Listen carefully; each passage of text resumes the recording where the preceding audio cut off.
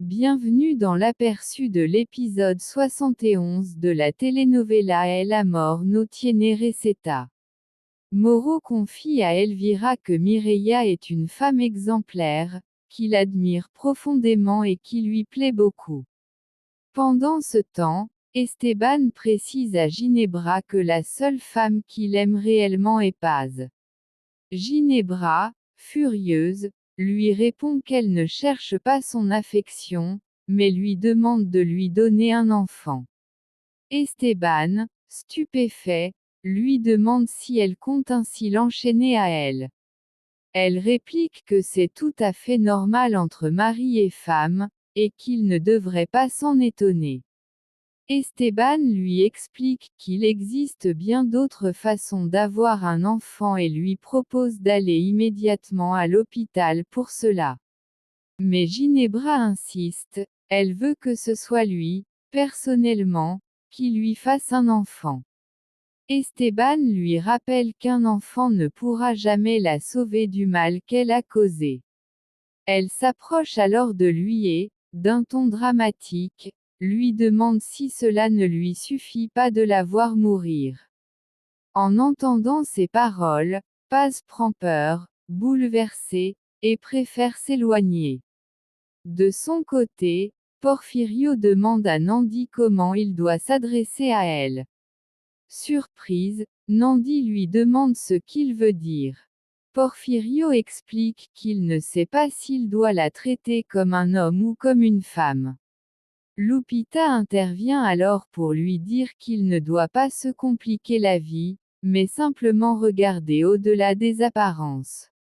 Elle lui rappelle que Nandi est une femme magnifique et qu'il doit donc la considérer comme telle. Nandi rassure Porfirio en lui disant qu'il est normal que certaines personnes ne sachent pas toujours comment s'adresser à elle. Mais elle précise qu'elle reste en paix, car elle comprend ses réactions. Porfirio admet qu'il n'a aucun problème avec cela, mais qu'il lui est encore difficile de saisir la diversité des genres. Kenzo intervient alors, affirmant que la seule chose qu'il voit, c'est une femme qu'il admire et qu'il respecte. Lupita approuve, en rappelant que l'amour n'a pas de recette. Soudain, on frappe à la porte. Pedro Pablo ouvre, et Gemma entre pour dire à Salomon qu'elle est en train d'installer un berceau pour le bébé qu'ils vont avoir. Pendant ce temps, Elvira interroge Mauro sur sa relation avec une femme qu'elle juge insignifiante comme Mireia, alors qu'elle, Elvira, lui a tout donné. Mauro lui demande de la respecter, affirmant qu'il n'y a pas tant de différence entre elles. Elvira, furieuse, exige de savoir ce que Mireia a de spécial. Mauro lui répond qu'elle est simplement humaine, comme tout le monde, et qu'il ne faut pas la mépriser comme ils l'ont fait avec lui lorsqu'il était enfant.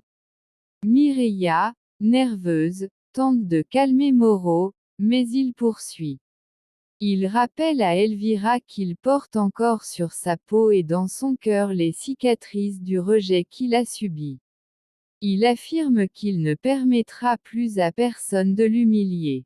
Elvira le regarde et, pleine de mépris, lui dit que malgré ses origines modestes, il agit exactement comme Esteban, tombant amoureux d'une femme inférieure à lui.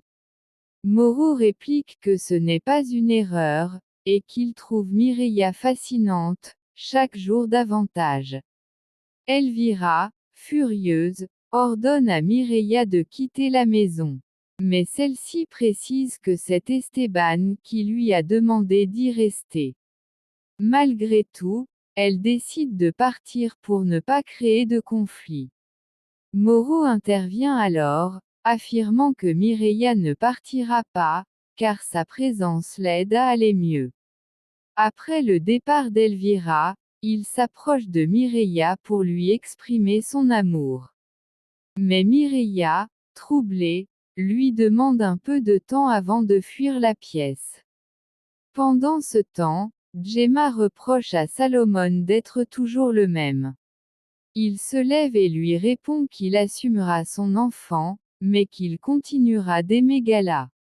Gemma lui rappelle qu'il ne disait pas cela quand il partageait son lit. Lupita intervient et lui conseille de ne forcer personne à rester avec elle. Elle lui dit de se calmer un peu, car elle risque de se faire du mal. Gemma, blessée, réplique qu'elle l'est déjà, surtout de voir tout le monde défendre leur petit chéri. Porfirio lui demande alors de ne pas élever la voix devant ses aînés. Mais Gemma continue, accusant tout le monde d'hypocrisie, disant qu'il juge les erreurs des autres sans jamais voir les leurs. Lupita lui assure qu'elle veillera à ce que le bébé ne manque de rien. Pedro Pablo tente d'apaiser la situation, mais Lupita continue de rappeler à Gala que Salomón est un coureur de jupons. Salomón s'excuse pour son comportement passé, expliquant qu'il essaie désormais d'être un homme meilleur. Gemma, moqueuse, demande à Gala si Salomón lui a dit les mêmes paroles qu'à elle. Gala répond qu'elle croit en lui. Gemma insiste, personne ne change du jour au lendemain, et il est impossible d'aimer deux femmes à la fois. Salomón tranche, il ne ressent plus rien pour Gemma. Blessée, Gemma lui reproche de l'avoir trompée, puis d'être venue s'excuser. Gala lui ordonne de quitter la maison, disant que ses paroles ne changeront rien à ses sentiments. Voyant qu'elle a perdu, Gemma déclare qu'elle préfère ne pas avoir le bébé. Salomón et les autres sont sous le choc. Il lui rappelle qu'elle ne doit pas faire payer à l'enfant leurs erreurs. Finalement, Gemma s'en va. Pendant ce temps, Geronimo découvre que Sandro n'est pas son frère. Il demande alors à sa mère si lui-même est bien son fils. Philippa, en larmes, confirme que oui. Geronimo, méfiant, lui demande si son père est bien celui qu'il croit, menaçant d'appeler son père s'il n'obtient pas la vérité. Philippa le supplie de ne rien dire, expliquant que si quelqu'un apprend la vérité, ils risquent tout leur vie. Elle finit par avouer qu'elle a acheté Sandro à Ginebra et Esteban, et qu'il ne connaît pas ses véritables parents. De son côté, Esteban met en garde Ginebra de ne pas trop se croire invincible. Elle rit et lui dit de regarder autour de lui, elle le tient prisonnier. Esteban réplique qu'il sait qu'elle ne cherche qu'à se venger d'Elvira. Ginebra rit encore et affirme qu'il ne pourra rien prouver. Esteban répond qu'il n'en a pas besoin, car ses intentions sont évidentes. Ginebra lui dit qu'elle n'est pas une victime, mais une exécutrice, rappelant qu'elle a déjà ôté la vie à plusieurs personnes pour devenir la femme qu'elle est. Esteban la provoque, se moquant d'elle parce qu'elle n'a jamais connu l'amour maternel. Il lui reproche de vouloir dominer pour combler ce vide. Ginebra lui répond qu'il est pathétique, car il ne la touche que par obligation. Esteban ironise, lui disant qu'elle veut un enfant juste pour remplir le vide laissé par sa mère. Ginebra lui rétorque qu'au moins, sa mère à elle est toujours en vie. Furieux, Esteban lui ordonne de ne plus parler de sa mère. Elle sourit, sûre d'elle, et lui dit de ne pas faire semblant d'ignorer ce qu'elle veut vraiment. Il lui demande de ne pas jouer avec lui. Mais Ginebra déclare fièrement qu'elle a déjà remporté la partie et lui propose de passer la nuit dans sa chambre. Pendant ce temps, Philippa avoue à Geronimo qu'elle a acheté Sandro uniquement pour que Kenzo ne la quitte pas. Geronimo, bouleversé, lui demande si elle a vraiment fait cela.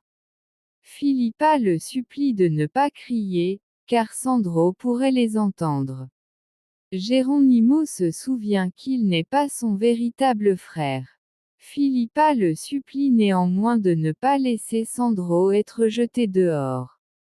Geronimo, choqué, lui reproche son hypocrisie, lui rappelant qu'elle a longtemps critiqué son père pour bien moins que cela.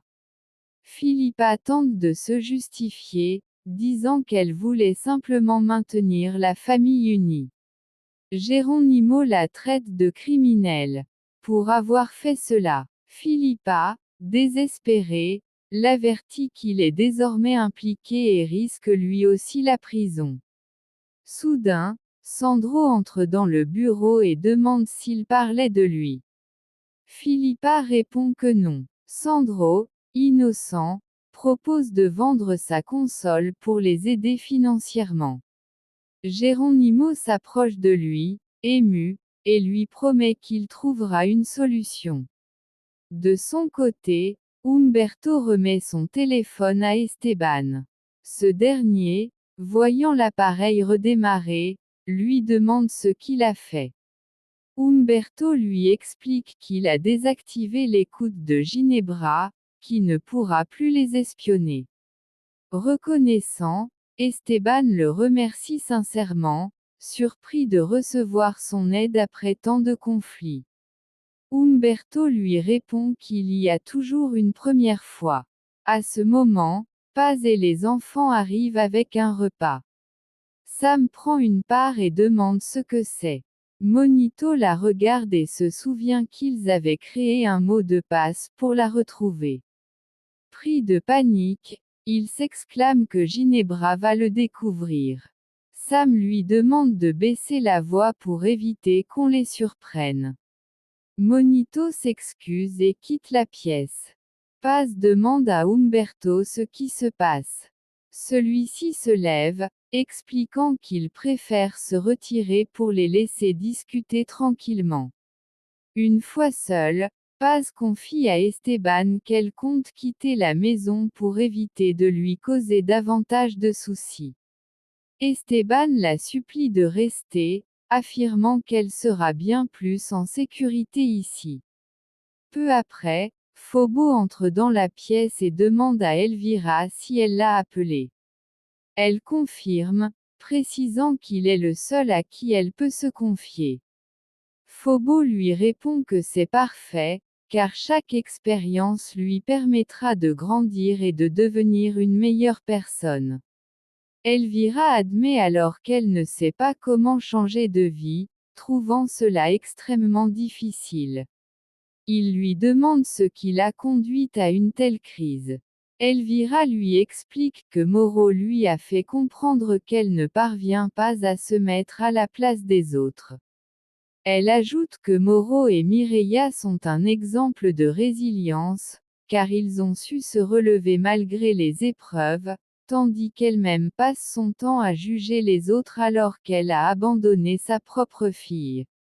Phobo lui prend la main et lui fait remarquer que dire la vérité est la première étape pour se sentir libérée. Elvira reconnaît que, malgré tout, elle a encore du mal à accepter les personnes issues d'un milieu différent du sien. Phobo se lève et lui demande comment elle le perçoit. Elvira avoue qu'elle ne s'était jamais posé la question, mais qu'à ses yeux, il est un homme admirable. Phobo ajoute que beaucoup de gens sont comme des coffrets fermés, à l'extérieur, ils semblent simples, mais à l'intérieur, ils renferment une paix qui apaise ce qui les entoure, tout comme elle le fait pour lui. Elvira lui demande si elle peut faire quelque chose pour lui. Phobo répond que oui. Alors, elle lui demande de s'asseoir, prend une boîte à musique et s'appuie doucement contre son épaule pour se calmer. Pendant ce temps, Paz confie à Esteban que son cœur s'est brisé en apprenant qu'il allait passer la nuit avec Ginebra. Malgré cela, elle ne compte rien dire, car la vie de son fils est en danger. Esteban, désemparé, lui avoue qu'il ne sait plus quoi faire et qu'il a l'impression que Ginebra prend le dessus sur lui.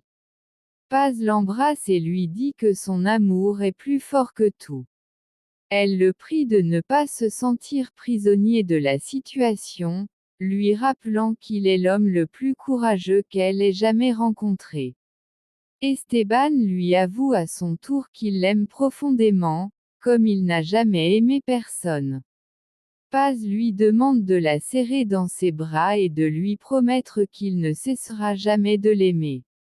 Il la prend dans ses bras et lui fait cette promesse. De son côté, Lupita se dispute avec Porfirio. Elle affirme qu'elle ne tolérera plus que cette jeune fille vienne troubler la paix de sa maison et perturber Salo. Porfirio lui rétorque qu'il ne permettra pas non plus que la vie de Gala s'effondre. Irrité, Lupita lui demande pourquoi il croit que la vie de Gala va mal tourner. Porfirio répond que c'est évident, Gala a déjà trop de soucis pour s'occuper d'un enfant qui n'est même pas le sien. Lupita lui ordonne alors de ne pas se mêler de leurs affaires, précisant que ses petits-enfants savent parfaitement ce qu'ils font. Porfirio, en colère, annonce qu'il sort dans la cour, mais lui demande au moins d'être d'accord avec lui une fois dans sa vie, comme il le fait souvent avec elle. Pendant ce temps, Salo demande à Gala si elle va bien. Elle répond que oui, mais ajoute qu'ils doivent aller voir comment se porte Eder. Salo lui dit qu'elle n'est pas obligée de s'occuper de l'enfant, qu'il peut le faire seul. Gala le rassure en affirmant qu'elle n'est pas assez égoïste pour lui interdire de s'occuper de son fils. Touché, Salo lui dit que c'est pour cela qu'il l'admire tant. Gala lui avoue que lui aussi lui plaît, mais elle exige qu'il tienne sa promesse de changer de vie, car elle ne supporterait pas une nouvelle trahison. Salo lui assure qu'il va lui prouver, par ses actes, qu'il est un homme différent. Gala lui prend alors la main et lui propose de marcher ensemble dans la rue. Plus tard, Paz demande à Mireia de quitter la maison, ne voulant pas qu'elle continue à vivre sous le même toit que la folle de Ginebra. Mireia la rassure, lui disant qu'elle est assez grande pour se défendre, et qu'en plus, Moro a besoin de sa présence. Umberto intervient pour soutenir Mireia, expliquant qu'ils sauront quoi faire maintenant qu'ils n'ont plus le microprocesseur. Paz demande à Umberto ce qu'il compte faire. Il répond qu'il va suivre les instructions d'Esteban et qu'il doit aussi assurer la défense de Bosco. Paz le remercie sincèrement, tout comme Mireia, qui ajoute que c'est elle qui devrait lui être reconnaissante pour tout ce qu'elle a fait. Puis, Mireia confie qu'elle doit désormais décider de ce qu'elle fera avec Moro. Dans la soirée, Lupita rejoint Paz et lui demande pourquoi elle semble si contrariée.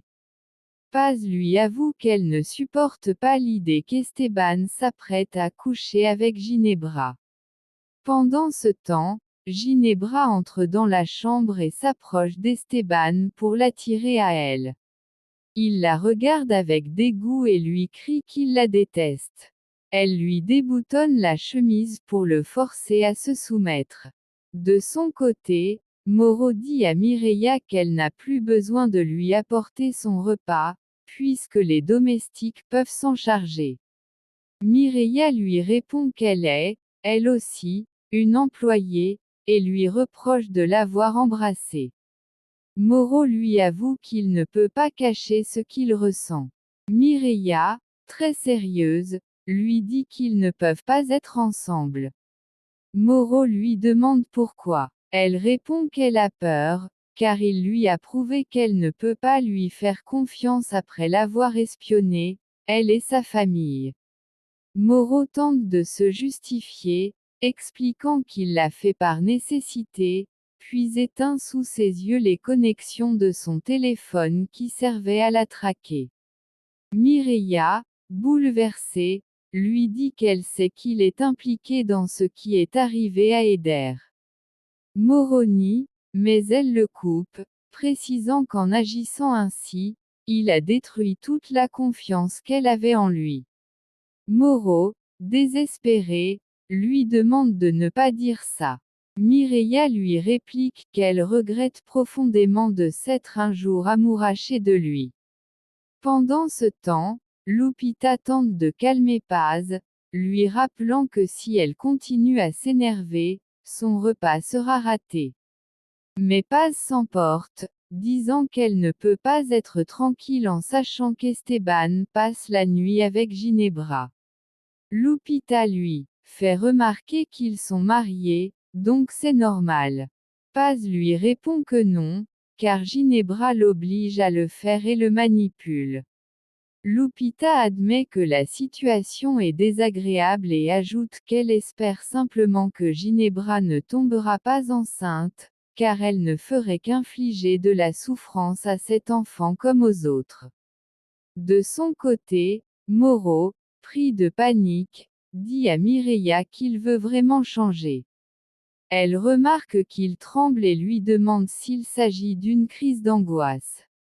Il confirme. Mireia essaie de l'apaiser, mais Moreau s'effondre en lui criant qu'il ne peut pas vivre sans elle. Pendant ce temps, Ginebra caresse Esteban, mais voyant qu'il ne réagit pas, elle le menace, s'il ne se livre pas à elle, elle ne lui donnera pas l'antidote pour sauver Eder. À ce moment précis, un cri retentit. Esteban se lève précipitamment et quitte la chambre. En arrivant, il demande à Mireia ce qui s'est passé. Elle explique que Moreau a eu une crise de panique. Esteban l'aide à se relever et lui demande s'il veut aller à l'hôpital. Moreau répond qu'il se sent déjà mieux. Ginebra s'approche alors et lui dit qu'il est fort, qu'il va bientôt guérir. Un peu plus tard, Gala et ses frères viennent auprès d'Eder pour l'encourager à se réveiller. Puis, Ginebra s'adresse à Mireia avec mépris, lui demandant pourquoi elle est encore là et lui ordonnant de s'éloigner de son frère. Mireia, furieuse, lui répond qu'elle ferait mieux de s'occuper de son frère malade. Esteban intervient et propose de faire raccompagner Mireia par un chauffeur, car il est tard. Elle refuse, disant qu'elle sait se défendre seule. Ginebra, irritée, exige qu'elle s'en aille pour leur laisser parler en privé. Mireia s'en va, mais elle entend Ginebra reprocher à Moreau d'avoir gâché son moment avec Esteban. Ce dernier réplique que la santé de son frère est bien plus importante que ce qu'elle appelle leur moment. Moreau, lui, demande à Ginebra si elle se souciera un jour de lui. Elle répond froidement qu'il ne semble pas en train de mourir. Moreau, blessé, lui dit qu'elle ne s'est jamais préoccupée de ce qu'il ressentait. Esteban décide de les laisser parler seuls, mais Moreau le retient, disant qu'il veut qu'il entende ce qu'il a à dire. Il avoue se sentir étouffé, impuissant, et vidé. Esteban lui demande s'il compte aussi avouer qu'il est mauvais. Moreau le corrige, il dit qu'il souffre, que son âme se déchire, et supplie Ginebra de sauver Eder.